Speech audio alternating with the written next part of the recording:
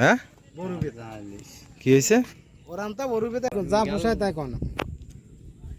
আমার তো কেবল দেখো তো কলেজের কথা বলেন না।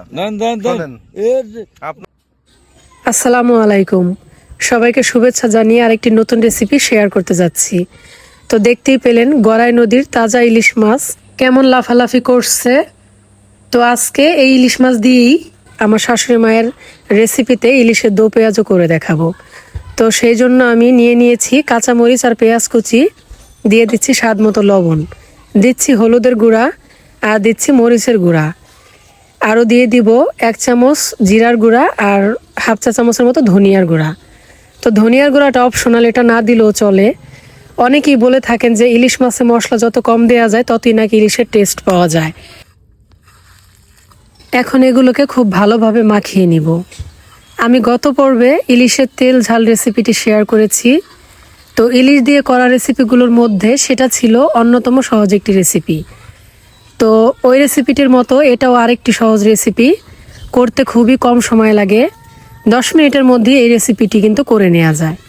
এবার মাছগুলো এর মধ্যে দিয়ে মশলা দিয়ে মাছটা মাখিয়ে নিব। কড়াইতে দিয়ে দিচ্ছি সরিষার তেল।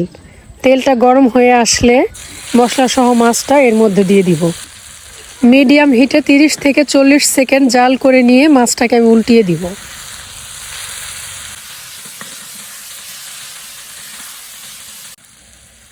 আর মাছ মাখানোর ওই পাত্রটা ধুয়ে সামান্য একটু পানি আমি চতুর্দিক দিয়ে ছড়িয়ে দিচ্ছি। এবার ঢেকে দিয়ে আরও 1 মিনিটের মতো জাল করে নিব। ঢাকনা খুলে মাছটা আরও একবার উল্টিয়ে দিচ্ছি।